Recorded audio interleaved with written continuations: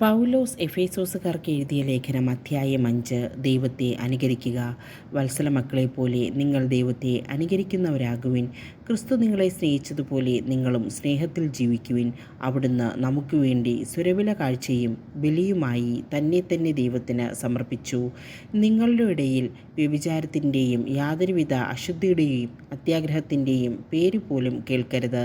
അങ്ങനെ വിശുദ്ധർക്ക് യോഗ്യമായ രീതിയിൽ വർത്തിക്കുവിൻ. മ്ലേച്ഛതയും വ്യർത്ഥഭാഷണവും ചാബല്യവും നമുക്ക് യോജിച്ചതല്ല. പകരം കൃതജ്ഞതാസ്തോത്രമാണ് ഉചിതം. വ്യഭിചാരിക്കും അശുദ്ധനും അത്യാഗ്രഹിക്കും വിഗ്രഹാരാധകനും ദൈവത്തിൻ്റെയും ക്രിസ്തുവിൻ്റെയും രാജ്യത്തിൽ അവകാശമില്ലെന്ന് നിങ്ങൾ അറിഞ്ഞുകൊള്ളുവിൻ. ആരും അർത്ഥശൂന്യമായ വാക്കുകൾ കൊണ്ട് നിങ്ങളെ വഞ്ചിക്കാതിരിക്കട്ടെ. ഇവ മൂലം അനുസരണമില്ലാത്ത മക്കളുടെ മേൽ ദൈവത്തിൻ്റെ ക്രോധം നിബദിക്കുന്നു. അതിനാൽ അവരുമായി സമ്പർക്കമരുത്. ഒരിക്കൽ നിങ്ങൾ അന്ധകാരമായിരുന്നു, ഇന്ന് നിങ്ങൾ കർത്താവിൽ പ്രകാശമായിരിക്കുന്നു. പ്രകാശത്തിൻ്റെ മക്കളെപ്പോലെ വർത്തിക്കുവിൻ. പ്രകാശത്തിൻ്റെ ഫലം സകല നന്മയിലും നീതിയിലും സത്യത്തിലുമാണ് പ്രത്യക്ഷപ്പെടുന്നത്. കർത്താവിന് പ്രസാദകരമായിട്ടുള്ളവ എന്തെന്ന് വിവേചിച്ചറിയുവിൻ. അന്ധകാരത്തിൻ്റെ നിഷ്ഫലമായ പ്രവർത്തനങ്ങളിൽ പങ്കുചേരരുത്, പകരം അവയെ കുറ്റപ്പെടുത്തുവിൻ. അവർ രഹസ്യമായി ചെയ്യുന്ന പ്രവൃത്തികളെക്കുറിച്ച് സംസാരിക്കുന്നത് പോലും ലജ്ജാവഹമത്രേ. പ്രകാശിതമായവയെല്ലാം പ്രശോഭിക്കും, ഇങ്ങനെ പ്രശോഭിക്കുന്നതെല്ലാം പ്രകാശമാണ്. അതുകൊണ്ടാണ് ഇപ്രകാരം പറയപ്പെട്ടിരിക്കുന്നത്: ഉറങ്ങുന്നവനെ ഉണരുക, മരിച്ചവരിൽ നിന്ന് എഴുന്നേൽക്കുക, ക്രിസ്തു നിന്റെ മേൽ പ്രകാശിക്കും.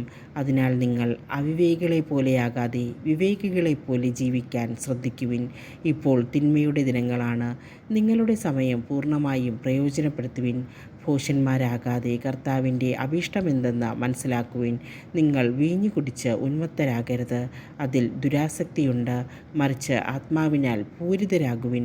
സങ്കീർത്തനങ്ങളാലും ഗാനങ്ങളാലും ആത്മീയ ഗീതങ്ങളാലും പരസ്പരം സംഭാഷണം ചെയ്യുവിൻ.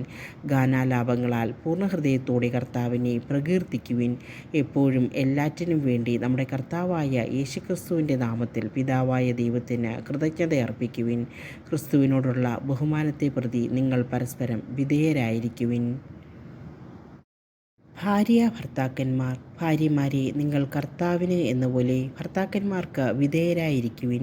എന്തെന്നാൽ ക്രിസ്തു തൻ്റെ ശരീരമായ സഭയുടെ ശിരസ്സായിരിക്കുന്നതുപോലെ ഭർത്താവ് ഭാര്യയുടെ ശിരസ്സാണ്.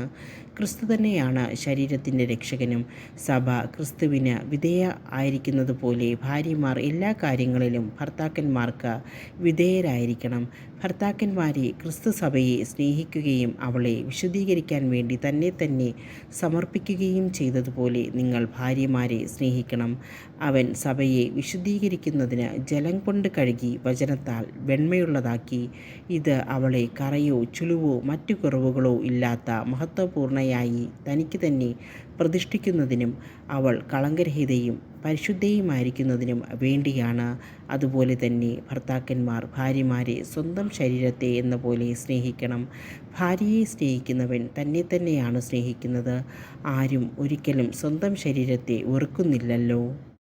ക്രിസ്തു സഭയെ എന്ന പോലെ അവനതിനെ പരിപോഷിപ്പിക്കുകയും പരിപാലിക്കുകയും ചെയ്യുന്നു. എന്തെന്നാൽ നാം അവൻ്റെ ശരീരത്തിൻ്റെ അവയവങ്ങളാണ്. ഇക്കാരണത്താൽ പുരുഷൻ പിതാവിനെയും മാതാവിനെയും വിട്ട് ഭാര്യയോട് ചേരും, അവർ രണ്ടുപേരും ഒന്നാവുകയും ചെയ്യും. ഇത് ഒരു വലിയ രഹസ്യമാണ്. സഭയോടും ക്രിസ്തുവിനോടും ബന്ധപ്പെടുത്തിയാണ് ഞാനിത് പറയുന്നത്. ചുരുക്കത്തിൽ നിങ്ങളിൽ ഓരോ വ്യക്തിയും തന്നെപ്പോലെ തന്നെ ഭാര്യയെ സ്നേഹിക്കണം. ഭാര്യയാകട്ടെ ഭർത്താവിനെ ബഹുമാനിക്കുകയും വേണം.